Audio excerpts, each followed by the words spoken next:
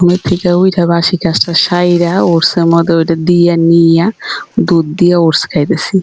আমার শাশুড়ি কয়, আমি বলি লক্ষ্মী বউ, দেখো ঘুম থেকে সবার আগে আমারই খাওয়া শেষ। ওদিকে পটল ভাজা বসায় দিয়ে আইসা জামাই পুঁটি মাছ কাইটা দিতেছে, কাটতে কাটতে আর বলতেছে ঠিক আছে আজকে রেডি করে দিয়েছি, কালকে থেকে তো তোমারই করতে লাগবে। আমি হাসতেছি, এদিক থেকে জামাইও হাসতেছে। দেখো মশলা করে দিতেছে, সর্ষা বাইটে দিল, আমি এদিকে তেল গরম হয়ে গেছে, পেঁয়াজ টিয়াজ কাইটে নিছি।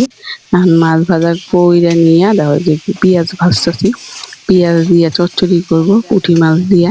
বলতেছে আজকেই তো আরামে দাঁড়ায় দাঁড়ায় রান্না করছে, কালকের থেকে তো ডিউটি শুরু, এই যে রান্না বাড়িও কমপ্লিট। দেখো কথা বলতে বলতে এই দেখো ডাল, চচ্চড়ি, ভাজা, শশা সব কাইটে কুইটে রেডি কইরা জামাইরে খাইতে দিয়া ওদিকে টিফিন বাটি আমি গুছাই ফেলছি। দোকানে যাবে কেনা তার জন্য গেছে গা দোকানে। আমি এদিকে বাসি বিছানা উঠাই আর ভাবতাছি শীতের দিনেই মা বাবার কথা মনে পড়ে কিসের জন্য।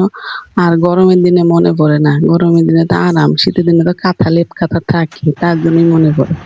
দেখো কাজকর্ম সাইডে এসে স্নানের আগেই যেহেতু আমি 12টার সময় খাই আনি, তার জন্য ওই যে পান্তা ভাত খাইছি। আর মনে করছি মা কইতো ঠিক আছে বাসি ভাত থাকলে কি জ্বালা, এখন বুঝি সত্যি সত্যি জ্বালা। দেখো স্নান টান কইরা আইসা 4টা বাজে গেছে গা। আমি এই যে আইসা গরুগুলারে দেখতেছি, গরুগুলারে ভাবতেছি গরুগুলা বিকালে টিফিন করে বাড়ি যাবে, আমিও বিকালে টিফিন করতেছি আর মুড়ি। কথা বলতে বলতে সন্ধ্যাও লাগিয়ে গেল। দেখো তো কি জ্বালা, এত কথা বললাম তোমাদের সাথে।